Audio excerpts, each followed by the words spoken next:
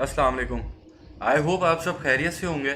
आज हमारा session number 6 है और सबसे पहले तो मैं आप लोगों से बहुत माज़रत चाहता हूँ कि सेशन को मैं डिले के ऊपर अपलोड कर रहा हूँ। उसकी वजह यह है कि 3-4 दिन से बुखार चल रहा है मुझे और साथ खांसी बहुत ज़्यादा थी। तो खांसी की वजह से ये हो रहा था कि मैं जब भी रिकॉर्ड करने बैठ रहा था सेशन को तो बीच में खांसी बार बार आ रही थी, तो वो फिर डिस्टरबेंस बहुत ज़्यादा हो रही थी। तो आज अल्लाह का शुक्र है कि खांसी मेरी ख़त्म हो चुकी है। तो इस सेशन को मैं आज अपलोड कर रहा हूँ। अच्छा, आज का जो सेशन है हमारा वो बिजनेस कॉस्टिंग के ऊपर है। आज के सेशन के अंदर हम देखेंगे कि ड्रॉप शिपिंग बिजनेस मॉडल के अंदर हम किस तरीके से कॉस्टिंग कर रहे होते हैं। अच्छा, इस सेशन को स्टार्ट करने से पहले कुछ स्टूडेंट्स के सवालात थे, उनके मैं जवाबात आप लोगों को यहाँ पहले दे दूँ। सबसे पहले तो कुछ स्टूडेंट्स ये पूछ रहे थे कि जब वो यूके के अंदर कंपनी रजिस्टर कराएंगे तो क्या डॉक्यूमेंट्स उनको मिलेंगे। देखिए, सबसे पहले तो इनकॉर्पोरेशन सर्टिफिकेट हो गया, ठीक है, जिसके ऊपर आपकी कंपनी का रजिस्ट्रेशन नंबर वगैरह लिखा होता है। उसके बाद आर्टिकल ऑफ एसोसिएशन हो गया, मेमोरेंडम ऑफ एसोसिएशन हो गया। ये डॉक्यूमेंट्स आप HMRC की वेबसाइट के ऊपर जाएंगे, लॉगिन आप वहाँ पर होंगे और लॉगिन होने के बाद आपके डॉक्यूमेंट्स स्कैन्ड फॉर्म के अंदर वहाँ पे मौजूद होंगे, वो आप वहाँ से डाउनलोड कर सकते हैं, ठीक है। या अगर आपको ये हार्ड कॉपीज चाहिए तो आप HMRC को $15 या $16 गालिबा उनकी फ़ीस होती है, वो आप उनको पे करें, वो आपके रजिस्टर्ड एड्रेस के ऊपर भेज देंगे डॉक्यूमेंट्स। आप उन डॉक्यूमेंट्स को चाहें तो फिर पाकिस्तान मंगा सकते हैं, ठीक है। तो जो आपका रजिस्टर्ड एड्रेस होगा उस एड्रेस के ऊपर डॉक्यूमेंट आ जाएंगे, वहाँ से आप DHL के थ्रू यहाँ पाकिस्तान अपने एड्रेस के ऊपर फॉरवर्ड करा लें, ठीक है। दूसरा, कुछ स्टूडेंट्स के पास पासपोर्ट के इश्यूज हैं, वो कह रहे हैं कि हम किसी दोस्त का इस्तेमाल कर लें या हम क्या करें। भाई, अगर आपके पास पासपोर्ट नहीं है तो आप सिंपल पासपोर्ट बनवा लें, ठीक है। ये कोई इतना बड़ा खर्चा नहीं है, इतना कोई टाइम इसके अंदर नहीं लगता। अगर आप अर्जेंट के ऊपर भी जाके बनाएं तो यहाँ कराची में अर्जेंट की फ़ीस 4-5 हज़ार रुपये फ़ीस होती है, 4 हज़ार रुपये, और एक हफ्ते में पासपोर्ट बन के आ जाता है। तो आप जहाँ भी जिस शहर से आपका ताल्लुक है वहाँ पे पासपोर्ट ऑफिस होगा, पासपोर्ट ऑफिस में जाइए, पासपोर्ट के लिए अप्लाई कर दीजिए, क्योंकि पासपोर्ट आपका होना ज़रूरी है। आप किसी दोस्त का पासपोर्ट इस्तेमाल नहीं कर सकते, ठीक है। वो आपकी आइडेंटिटी है ना, आपने अपनी आइडेंटिटी प्रूफ कर दी है, तो उसके लिए आपको अपना पासपोर्ट वहाँ पे जमा कराना है, क्योंकि अगर आप अपना CNIC जमा कराते हैं वो तो उर्दू में वो एक्सेप्ट नहीं होगा, ठीक है। तो आपके पास पासपोर्ट आपका होना ज़रूरी है। दूसरा, कुछ स्टूडेंट्स ये पूछ रहे हैं हम किसी दोस्त का नंबर इस्तेमाल कर लें, किसी दोस्त का एड्रेस इस्तेमाल कर लें। भाई, आप किसी दोस्त का नंबर और किसी दोस्त का एड्रेस इस्तेमाल करके कितने पैसे बचा लेंगे? 3-4-5 हज़ार रुपये बचा लेंगे। देखें, आप सबसे पहले मैं आप लोगों को बात एक बताऊं कि एक बिजनेस की कामयाबी में और उसकी नाकामी के अंदर जो मेजर रोल होता है वो आपके माइंडसेट का होता है। अब जिसका माइंडसेट ये है कि वो 1,000, 2,000, 5,000 बचाने का सोच रहा है, तो मतलब उसके माइंडसेट के अंदर कहीं ना कहीं ये जरूर चल रहा है कि उसने नाकाम होना है या वो नाकाम हो सकता है, ठीक है।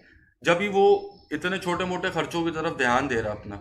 अगर आप ये सोचेंगे कि आप नाकाम हो सकते हैं या आप नाकाम आपने होना है, तो फिर तो होंगे आप नाकाम, फिर तो आपको नाकामी से कोई नहीं रोक सकता, ठीक है। अगर आप ये सोचेंगे कि नहीं, आपने हर सूरत कामयाब होना ही होना है, तो फिर आप इंशाल्लाह कामयाब होंगे भी, ठीक है। तो आप अपने माइंडसेट को थोड़ा सा ट्रेन करें इस चीज़ के ऊपर कि आप सोचें, ये अपनी सोच ये आप रखें कि आपने कामयाब होना है। देखें, इस बिजनेस के अंदर, इस कोर्स के अंदर जो स्ट्रेटजीज मैं आप लोगों को बता रहा हूँ, वो स्ट्रेटजीज ऐसी स्ट्रेटजीज हैं कि वो आप अपने बिजनेस पर इम्प्लीमेंट करेंगे तो कामयाब आपने होना ही होना है। इंशाल्लाह आपकी नाकामी के चांसेस बहुत कम है फिर, अगर आप उस स्ट्रेटजीज के ऊपर अमल करते हैं जो आपको बता चुका हूँ या जो मैं अभी आगे आपसे शेयर करूँगा इस कोर्स के अंदर।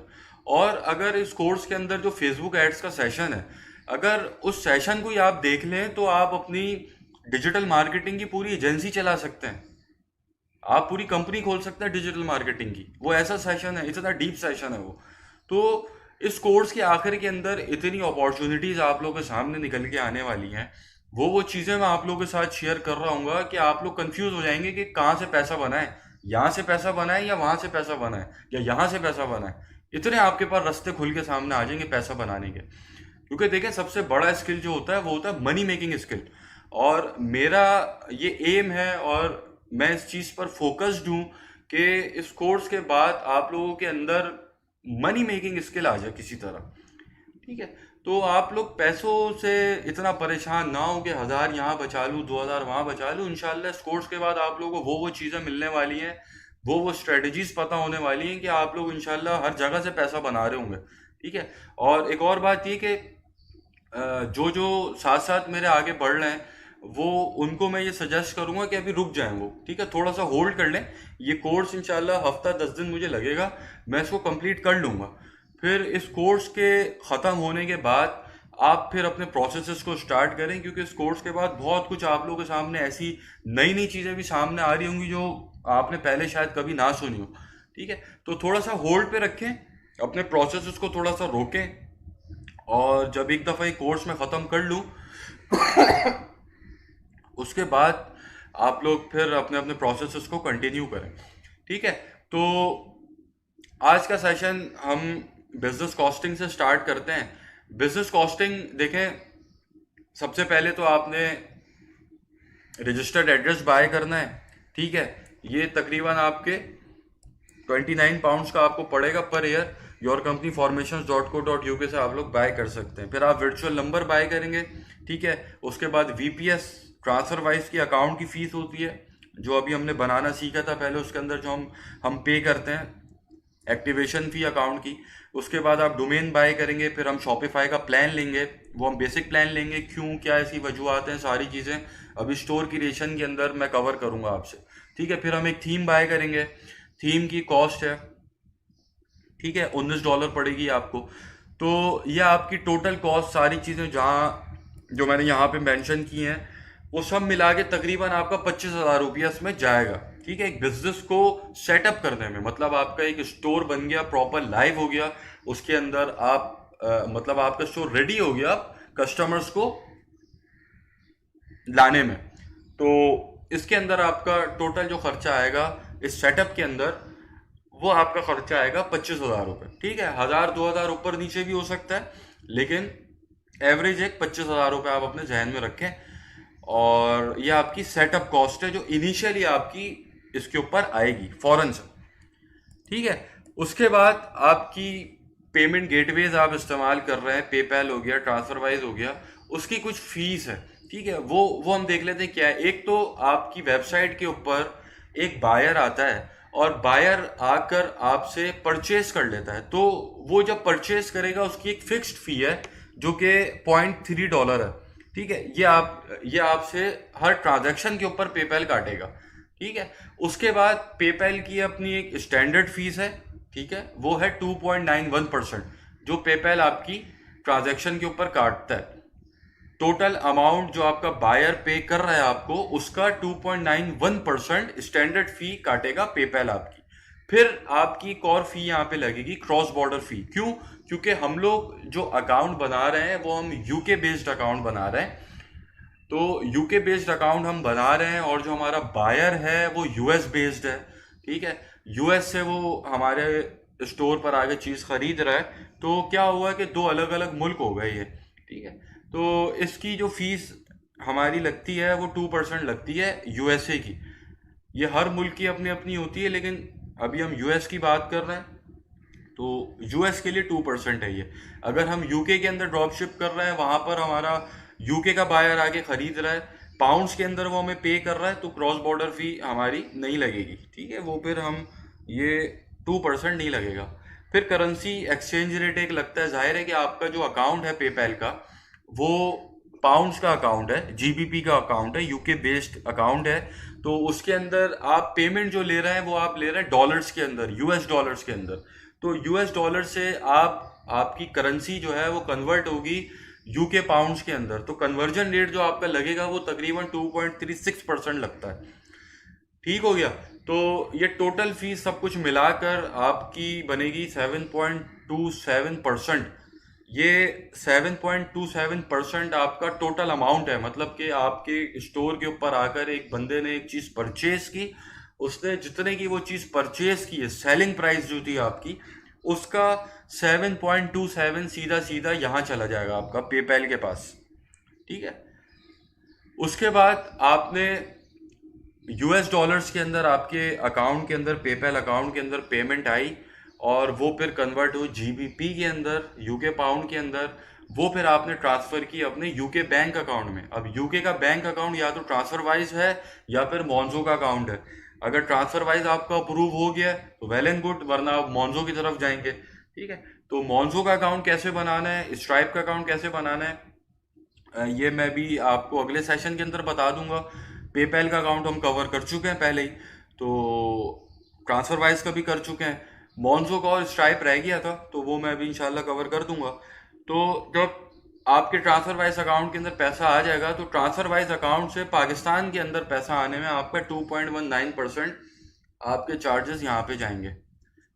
ठीक है, तो टोटल आपकी पेमेंट गेटवे की जो फीस बनेगी वो बनेगी तकरीबन 9.46%, या अप्रोक्स उसको कर ले 10%। 10% आपकी फीस जो है लगेगी पेमेंट गेटवेज के अंदर। उसके बाद हमारी एक बिजनेस की रनिंग कॉस्ट होती है। ये यहाँ पर हमने सेटअप कॉस्ट देख लिया कि एक ड्रॉप शिपिंग स्टोर को सेटअप करने के अंदर हमारा कितना खर्चा आ रहा है। उसके बाद उस स्टोर को रन करने में क्या खर्चा आता है वो देख लेते हैं। ये एक वीपीएस का खर्चा पर मंथ है, जो आपके अगले वेरी नेक्स्ट मंथ से स्टार्ट हो जाएगा आपके पास, क्योंकि आपने जब आप सेटअप कर रहे थे उस वक्त तो आपने पे कर दिया सारा, लेकिन ये अगले महीने के खर्चे हैं, पर मंथ खर्चे जो रनिंग कॉस्ट है बिजनेस की। ठीक है, तो वीपीएस का खर्चा जाएगा, फिर शॉपिफाई प्लान का आप पर मंथ पे कर रहे होंगे, फिर आप थीम जो हम बाय करेंगे $19 की, उसका खर्चा है। तो सब कुछ मिला के 57.96% बनता है टोटल, और इसको राउंड ऑफ मैंने कर लिया है $60 के अंदर। ठीक है, तो आपका $60 बिजनेस की रनिंग कॉस्ट आएगी, जो पर मंथ आपकी आ रही होगी, जो आपने हर हाल के अंदर पे करने ही करने हैं। सॉरी।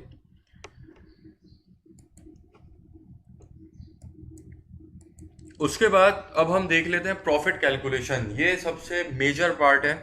ठीक है, इसको बहुत ध्यान से आप लोग देखिएगा, क्योंकि अक्सर ऐसे स्टोर्स होते हैं कि जिसके अंदर आपकी चीज़ बिक भी रही होती है, आपकी वेबसाइट के ऊपर ट्रांजैक्शंस हो रही होती हैं, सेल्स आ रही होती हैं, लेकिन आपको पता नहीं होता कि आप तो लॉस में जा रहे हैं, आपकी जेब से उल्टा पैसा जा रहा होता है, आ नहीं रहा होता।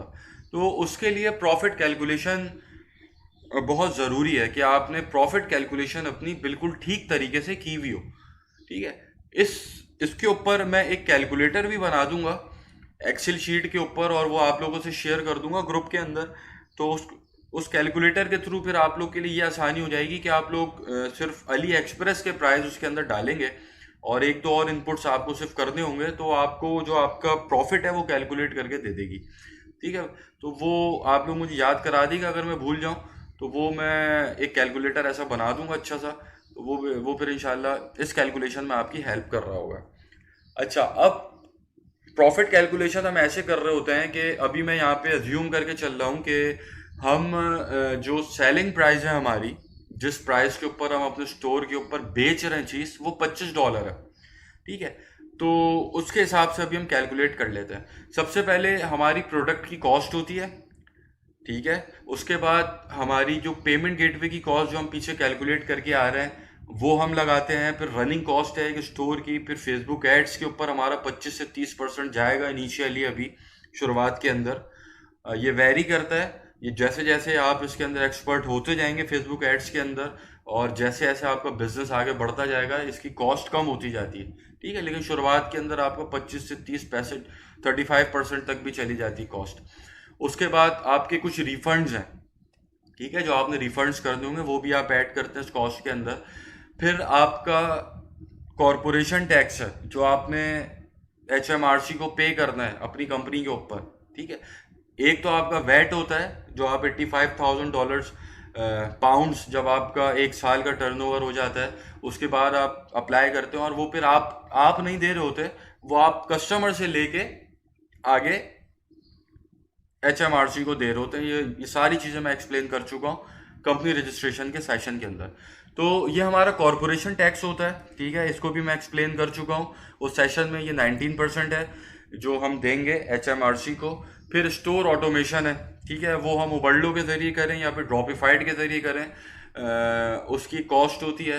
तो मैं सेशन के अंदर आपको ड्रॉपिफाइड के ऊपर ऑटोमेट करूंगा स्टोर को। वो क्यों करूंगा, उसकी वजूहात स्टोर क्रिएशन के सेशन के अंदर मैं सारी क्लियर करूंगा कि हम ओबरलो यूज़ करें या फिर ड्रॉपिफाइड यूज़ करें, क्या बेनिफिट्स हैं, किसके क्या क्या ज़्यादा सूटेबल है, वो सारी चीज़ें इंशाल्लाह स्टोर क्रिएशन के अंदर मैं कवर कर लूँगा। तो ये कॉस्ट हो गई, ठीक है। तो ये तमाम कॉस्ट हमने ऐड करनी होती है। अब हम लेट से कि हमारी जो सेलिंग प्राइस है वो $25 है, ठीक है। $25 के ऊपर हम अपने स्टोर के ऊपर अपनी प्रोडक्ट को हमने सेल पर लगाया हुआ है। तो हम प्रॉफिट कैसे निकालेंगे कि सबसे पहले आपकी जो सेलिंग प्राइस है वो $25 है, उसके अंदर से आप प्रोडक्ट की जो प्राइस है वो निकालेंगे। अब ये मैंने आपको बताया था जब हमारा प्रोडक्ट रिसर्च का सेशन था कि हमने कोशिश ये करनी है कि अपनी प्रोडक्ट को 5x के ग्रॉस मार्जिन के ऊपर स्टोर पे लगाना है, ठीक है।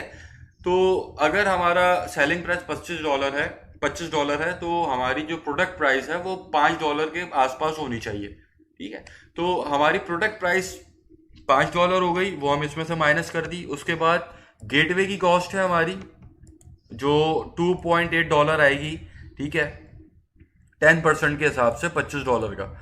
उसके बाद स्टोर की रनिंग कॉस्ट है जो कि, अच्छा, इसके अंदर मैं अज्यूम करके चल रहा हूँ अभी कि शुरू के अंदर हमारे स्टोर के ऊपर पर डे 5 ऑर्डर्स आ रहे होंगे, ठीक है। 5 ऑर्डर्स पर डे के ऊपर हम खेल लें तो उस हिसाब से मैंने कैलकुलेट किया हुआ है। तो रनिंग कॉस्ट अगर $5 पर डे के ऊपर आ रही है तो $0.4 आएगी, ठीक है। अच्छा, उसके बाद आपकी एक ये रनिंग कॉस्ट हो गई, स्टोर की ऑटोमेशन कॉस्ट हो गई, ठीक है। ये ऐसी कॉस्ट्स हैं कि जो आपकी नेग्लिजिबल हो जाती हैं जब आपके ऑर्डर्स बढ़ जाते हैं। रिफंड्स की कॉस्ट है, ठीक है, ये कॉस्ट ऐसी है कि नेग्लिजिबल हो जाती हैं जब आपके ऑर्डर्स बढ़ना शुरू हो जाते हैं। तो अभी अगर हम सिर्फ 5 ऑर्डर के ऊपर बात करें तो हम इसके अंदर जो है गेटवे की कॉस्ट हो गई, रनिंग कॉस्ट लगा ली। फिर फेसबुक एड्स के ऊपर आ जाते हैं कि फेसबुक एड्स की ऑर्डर की जो फेसबुक एड्स की जो हमारी कॉस्ट है वो $25 के हिसाब से, $25 की अगर सेलिंग प्राइस है उसके हिसाब से 25 से 30% हमारी यहाँ जाएगी, ठीक है। फिर स्टोर ऑटोमेशन की कॉस्ट एक लगा ली, $0.3 हो गई। फिर यहाँ पर आप रिफंड की कॉस्ट ऐड कर लें, ये जो है बिल्कुल नेग्लिजिबल हो जाती हैं ये कॉस्ट, लेकिन फिर भी स्टार्ट के अंदर आप कर सकते हैं,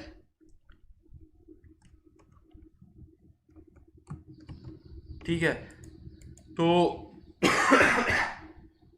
सॉरी, तो यहाँ पर रिफंड की आप एक कॉस्ट ऐड कर लेंगे तो आप यहाँ पे इसको $0.3 कर लें, ठीक है। यहाँ पर आप रिफंड की कॉस्ट ऐड कर लें $0.2, ठीक है। तो इस चीज़ का बस ध्यान रखिए कि ये आपकी रनिंग कॉस्ट और आपकी ऑटोमेशन कॉस्ट और आपकी रिफंड कॉस्ट, ठीक है, ये आपकी नेग्लिजिबल हो जाएगी जैसे ही आपका स्टोर थोड़ा सा भी ग्रो होना शुरू होगा। तो अभी हम इसको फिलहाल ऐड कर रहे हैं, ठीक हो गया। तो $25 के हिसाब से ये तमाम कॉस्ट निकालने के बाद जो हमारे पास वैल्यू बच रही है वो बच रही है $16.3। इसके अंदर मैंने फेसबुक एड्स की कॉस्ट अभी माइनस नहीं की है, ठीक है। तो 16.3 में से आप फेसबुक की एड कॉस्ट 6.3 लगा लें, ठीक है। शुरुआत के अंदर इनिशियली जब आप काम करेंगे तकरीबन आपकी इतनी ही कॉस्ट आ रही होगी पर ऑर्डर। एक ऑर्डर एक्वायर करने में, एक कस्टमर को एक्वायर करने में इतना पैसा आपका फेसबुक ऐड खाएगा शुरुआत के अंदर, ठीक है। ये कम होता रहेगा जैसे जैसे आपके पास एक्सपीरियंस आता रहेगा, जैसे जैसे आपका स्टोर जो है ग्रो होता रहेगा इंशाल्लाह, ठीक है। तो फेसबुक की कॉस्ट निकालने के बाद जो टोटल हमारे पास प्रॉफिट बचा वो बचा $10। $10 तकरीबन बनता है 40%। और इसके ऊपर फिर आप टैक्स अप्लाई करते हैं क्योंकि जो कॉरपोरेशन टैक्स आपने देना है यूके लिमिटेड कंपनी का HMRC को, वो आपने देना है 19%। तो $10 में से आप 19% आप निकाल दें तो आपके पास जो नेट प्रॉफिट बचेगा वो बचेगा 8.1 USD। ठीक है, तो इस तरीके से हम कॉस्टिंग करते हैं प्रोडक्ट की। और इसका मैं कैलकुलेटर भी बना दूंगा, तो ये सब आपको खुद करना नहीं पड़ेगा, सिर्फ आप वैल्यूज इनपुट करेंगे और ये सारी चीज़ें आपके सामने खुद ही निकल के आ जाएंगी। ठीक है, तो अब आप लोग इस कॉस्टिंग को रिलेट करें मेरे सेशन नंबर 2 से, जिसके अंदर मैंने आप लोगों से प्रोडक्ट प्राइस वगैरह सेट करना आप लोगों को बताया था कि हमने क्या प्रोडक्ट की जो प्राइस है वो कैसे सेट करनी है और किस तरीके से प्रोडक्ट सेलेक्ट करनी है। सिलेक्शन क्राइटेरिया, हमारा प्रोडक्ट सिलेक्शन क्राइटेरिया जो था, उससे फिर आप इसको मैच करें तो आपके सामने चीज़ और आपको समझ में आ जाएगी जो मैंने कैलकुलेशन यहाँ पे की है। ठीक है, तो हमारी कोशिश ये होगी स्टोर के अंदर, जब हम स्टोर क्रिएट करने के बाद उसके अंदर प्रोडक्ट्स को ऐड कर रहे होंगे प्रोडक्ट रिसर्च के अंदर, कि हम उन प्रोडक्ट्स के ऊपर जाएं जिनकी रेंज जो है $4, $5, $6 के दरमियान हो, $4 से $6 से ऊपर ना जाए उसकी कॉस्ट। अली एक्सप्रेस के ऊपर जो उसकी प्राइस है वो $4-5 के आसपास रहे और हमारी सेलिंग प्राइस $25 से $30, $20 से $30 के दरमियान ही रहे। क्योंकि देखें ये एक ऐसी प्राइस है कि जिसके ऊपर जो कस्टमर है वो ख़रीदते हुए हेजिटेशन का शिकार नहीं होता, वो ख़रीद लेता है, उसके लिए इतनी कोई भारी नहीं पड़ती है रकम। ठीक है, बहुत छोटी रकम है उसके लिए। तो खैर ये सारी बातें तो मैं कर चुका हूँ ऑलरेडी प्रोडक्ट रिसर्च के सेशन के अंदर या सेशन नंबर 2 के अंदर। ठीक है, तो आज का जो सेशन था वो इसके ऊपर था। यहाँ मैं सेशन को ख़त्म करता हूँ कि हमने किस तरीके से प्रोडक्ट की कैलकुलेशन करनी है, क्या क्या कॉस्ट इसके अंदर आ रही होती हैं और क्या क्या पेमेंट गेटवेज की कॉस्ट होती हैं, सारी चीज़ें। आई होप कि आप लोगों को ठीक से समझ में आ गई होगी। अगर नहीं आई समझ में तो आप मुझसे व्हाट्सएप के ऊपर पूछ सकते हैं।